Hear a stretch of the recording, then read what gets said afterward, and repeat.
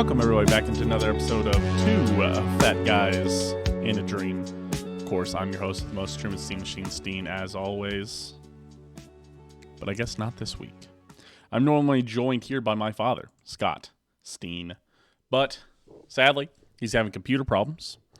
So he's not able to make it this week. So, you just get me. We're going to talk about a couple things. We're going to talk about results. We're going to talk about what those results mean. We're going to talk about kind of everything. We're gonna freestyle. We're gonna, not waste too much time here. So I guess let's get into it without wasting too much time. Hey, I do want to say, if you guys are watching here on YouTube or Spotify, hey, we just got Spotify Wrapped. We saw how many people watched the show. It's incredible. Really, really appreciate it. Everybody who's watching on YouTube, really appreciate it. If you guys continue to like, follow, subscribe, rate, whatever it is, we appreciate it. So I just wanted to make sure I said that. All right. So let's get into the personal health review. Oh, what the heck? That was weird. Okay. The personal health review. Sorry, I don't know why it there's a little bit of a T lag there for the people watching on YouTube. All right. So this week, after Thanksgiving, we expect to see, honestly, I think, so we weighed the Friday after Thanksgiving. This show obviously will be coming out the Friday after Thanksgiving. So we're just on a bit of a filming delay. 248 is my weight this week, 248.0. So I gained 3.5. Again, we weighed right after Thanksgiving dinner. So you're going to see the results of that from me and Scott. So hopefully it's one of those things where we kind of come back and are able to erase that deficit that we've put ourselves in after that. Because and we've talked about this on the show before. It's not a lot of times when you go up for a day or a week, it's not a death sentence. And that's the hardest part about a diet, is that, especially if you're weighing a lot, is that it ebbs and flows, right? You're like, okay, this is all right, I've gained weight here, but I've lost weight. It's that if you weighed yourself at 15 minutes, every 15 minutes for a whole day, you would go up and down. You'd be heavy, you'd be light, you'd be feeling good, you'd be feeling bad. And that's, weighing yourself every week, weighing yourself on an entire journey is going to be like that. So, especially you have the biggest meal of the year. Thanksgiving, plain and simple. I think for a lot of people, as it should be, is your biggest meal of the year. I know we talked about a lot of kind of strategies and things, and I think we both enacted a fair amount of those. But at the end of the day, that's to limit the damage. I think we still enjoyed it, and enjoyed it too much. I gained 3.5 pounds. I'm at 248. I'm knocking on the door at 250, which is frustrating, honestly. You get under those big milestones, and you are reluctant to go back on it, and that hurts a lot, and that sucks. So, but again, we're here. Scott would be here if he's having technical difficulties. His computer basically broke on him. He's getting a new computer set up. He'll be back next week, but he'd be here if he could. He's not just dodging this, but we're here, essentially. We're doing this show. So stick with it. We always touted this was going to be a real look at what weight loss actually looks like, right? It's not a linear path. It's not it's not perfect. It's not always beautiful. It's not going to be, it's inspiring on a lot of days, but on a lot of days you kick to the gut too. And that's hard. Maybe more days you get kicked in the gut, because, you're shaking off years of, I haven't weighed this low since I was really graduating college. So really, I'm trying to shake off essentially 5 years of eating, 4.5 years at least of eating like this. And Scott, he's trying to shake off 40 years of eating like this, and that's probably 35 years of eating like this. So you're like, oh, well, I'm just trying to, I'm just shaking off. What is it to shake off 5 pounds? Sometimes it's a lot. And you're chipping away at those kind of things, and that's hard to understand exactly. It's not hard not to understand, but it's hard to come to terms with, kind of grip and get your head around, is that, you say, oh God, man, I gained 3 pounds. Wow. I erased four weeks of progress or 3, and you're like, damn it, dude. But, you might have erased 4 weeks of progress, but one, on the bright side, when you go up like this, when your weight fluctuates up, if you go back to doing the right things and you go back to being on your diet and getting back to working out, get back to your basics, it's not, just like how if you work out a bunch in one day and don't eat, and, only if you work out and burn 2,000 calories and you only eat 1,000 calories, if you eat 4,000 calories the next day, you're going to go back up anyways, even if you went down a lot on that one day. It's the same thing here. You go up on one, you have one big day, you have Thanksgiving, you have a holiday, you go back up. You could certainly just go back to what you're doing. Go back to healthy eating, go back to healthy dieting. You can go back down. It's not a problem. It's not a big deal. It's just sticking with it. And it's hard. It's hard after holidays. It's hard to step on that scale. But stepping on that scale, it's a big reason why we do this show. Is we have to sit here every week. We have to know our weight. We have to look at it. We have to go, damn, okay, that is what we weigh. So that was my weight. Scott's weight, 307.1, 11.4.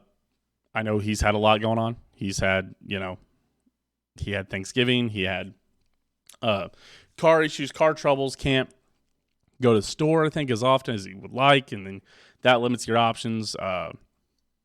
And it's winter, man. It's harder. This is hard.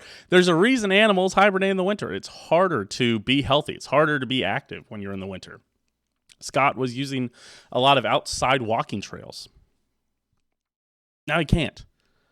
Now you got to go to the gym. And for a lot of people, the gym is stressful. It's scary. It's especially when you're first starting out, and especially when you're bigger. And that's hard for people to talk about. People say, oh, well, you're fat. Why don't you just go to the gym? Because it's embarrassing. Because it's hard. Because people look at me weird, man. And they're probably, and you know what? As somebody who now goes to the gym a fair amount, I don't look at anybody weird. Especially, I'm thinking about not dying when I'm at the gym. I'm trying to catch my breath. I'm trying to think about the next set. I'm watching my clock because I'm saying, okay, I'm going on the 1 minute on the rep, and then I'm taking a 30-minute rest here, and then I'm going, okay, what's my next workout? What's my next thing? Oh, really, a lot of time, because I work out in the morning before work. I'm sitting there at 6:15. I'm saying, okay, I need to be out of here by 6:45. I'm not. Okay, so I've got 20 minutes of workouts left. Okay, I'm okay. Maybe I could add 10 minutes on the treadmill. That's the hardest part for people to grasp, is that at the gym, everybody is thinking about what they're doing on their own and not what you're doing. But that is a hard thing to get out of the mentality and wrap your head around and make sure that you're just doing the right thing. And now that I'm in it, it's fine. But for big people, it's scary. It's hard. It's hard to start. It's hard to keep going. It's hard to not get discouraged, and it's hard to not feel like you're being judged. But I tell you, a lot of people at the gym aren't judging you, and the ones that are judging you are just assholes. and they were going to judge you whether they saw you at the grocery store, whether they were sitting next to you at the buffet, they would have been judging you. So that sucks. But don't let it keep you from going to the gym. Don't let it discourage you. This is what I'm trying to say. And that's what I'm trying to say about all this. All of this is essentially, listen, don't get discouraged. It's keep doing this. We show up every week. We do this show even when we have the bad weeks, and we go, shit, that sucks. Yeah, listen, it sucks. And sometimes it's going to suck, and it's going to hurt, and this show was to be real about weight loss. It's not a flat circle. It's not a linear path. It's the ups and downs. It's the ebbs and flows. I know I've already said that, but and the only reason I'm sitting here and I'm saying all these things, it's because, I'm frustrated. I'm frustrated with myself. I know Scott's frustrated with himself. It's, as somebody who's, like we've talked about, fat people know diet's the best, right? I've had good diets. I've lost weight. Excuse me, I'm not about to cry. I'm just trying to burp. But I've lost weight and then put that weight back on. I've had diets be successful and then gave back all that progress and all that success. And that's hard to come to grips with when you start to go back up or you start to see things not go the right way. It's hard to not get, because you've like, well, I've done this before and now it's falling off the track like it normally does.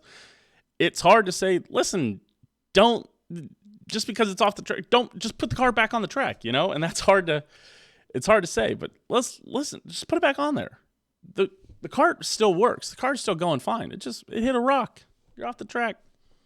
Put it back on the track. It takes a little bit to get that momentum going, but you can get that momentum going again. And that's what I'm doing right now. That's what I did all this week. I did things that I hadn't been, trying as much. I went and did it. It's when I was doing all those diets at the beginning of this show, it wasn't super easy.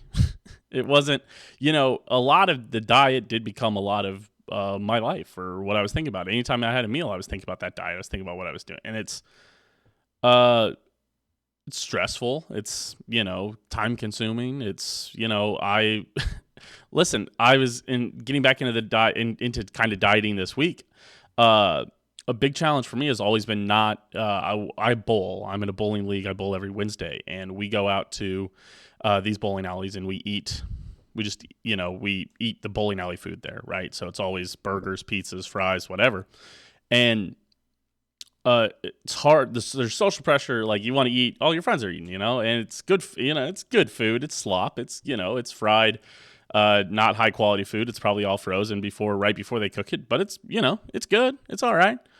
And, but when we've been having these weeks where I've kind of been plateauing, I was eating there, and I was, I'd do my normal pizza and soda. I tell Tina, or, burger and soda, whatever it was that week. And I told Tina, I said, man, every time we go to bowling on a Wednesday, I'm down for the week. And then I go up like 4 pounds on bowling day. And I was like, we've got to do something different. So this week, a little win was going to Chipotle.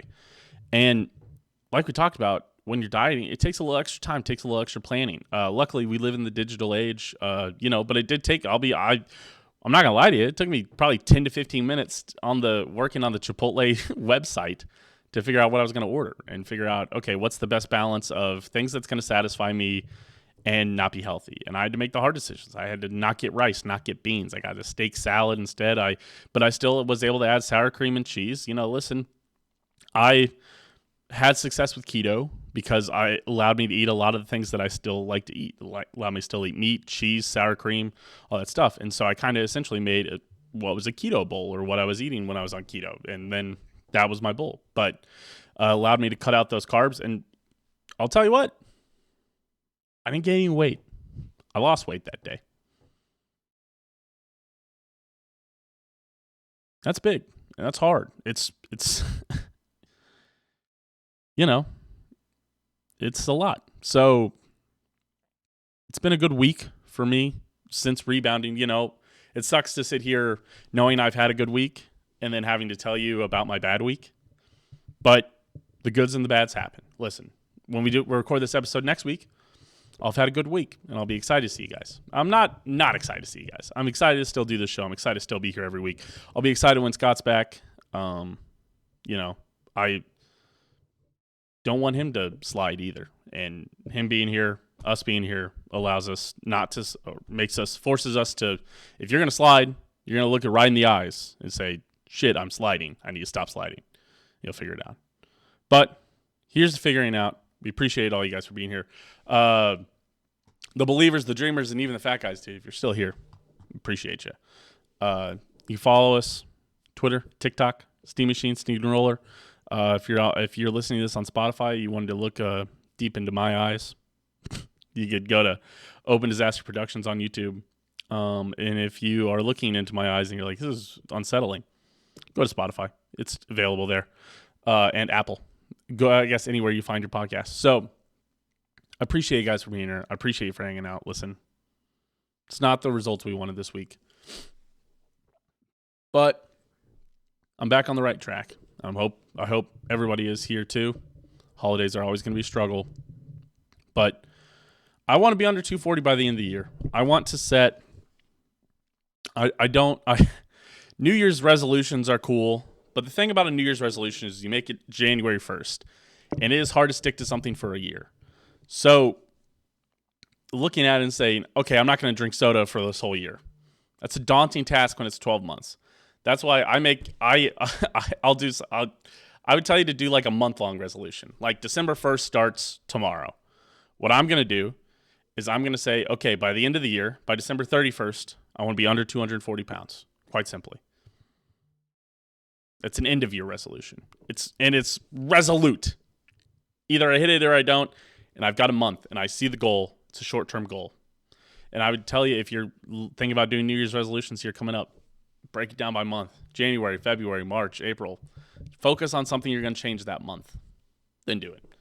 A year long, it's too big of a change. So, but that's it. Appreciate you guys for being here. Appreciate you for hanging out. For Two Fat Guys in a Dream, I've been Truman Steen. Appreciate you guys for being here. We'll see you guys next week. Better results, better pizza, better ingredients. Oh, Scott Steve back here. It'll be great. Appreciate you guys for sticking with us. Really do. I'll see you guys. Bye.